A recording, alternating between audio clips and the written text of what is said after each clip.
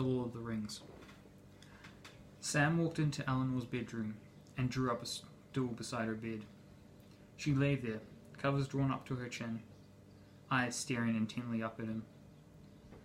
"Your mother says you refuse to go to sleep. Is that true?" he asked, and received a sharp nod in return. "And what could convince you that sleep is a good idea?"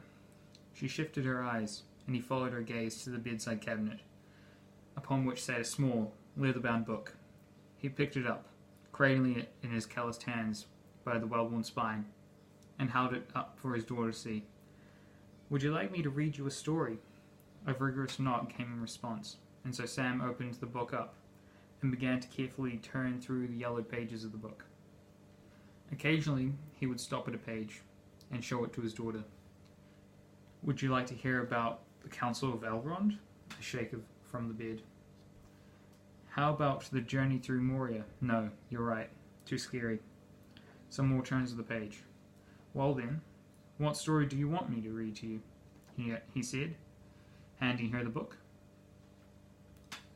Grasping it in tiny hands, she began to turn the pages, carefully tracing the titles of the stories with her hand, mouthing the words silently as she read. Finally, she stopped at one of the last stories and held it up for him to see. The Return to the Shire. First and only. The smell of antiseptics and sterilizers filled the air. Dordan had always found them comforting, like old friends, there to steady him, preparing him for the struggles that were surely ahead. Often, during the quiet times like these, he was reminded of something Corbic had said about war, that the men hated the waiting, the lull before the action took hold. They thought it was the worst thing imaginable, right up until the fighting started. That was how he felt right now. He had cleaned and recleaned his equipment, retaken a look at the stock of medicines. He'd even mopped the floors for the third time. All he wanted was something to do, a patient to treat. But he knew that any relief of his boredom meant injury and death was being dealt to the men in the trenches.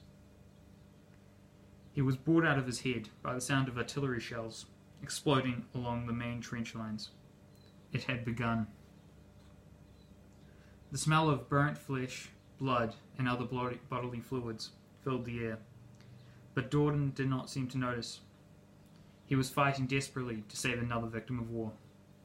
His surgical apron was stained dark crimson, and his gloved hands were bright red as he reached into his patient's lower abdomen, searching for the source of the internal bleeding that was killing him. The man, McToll by his dog tags, writhed in pain, but even these natural responses were being dulled by the blood loss.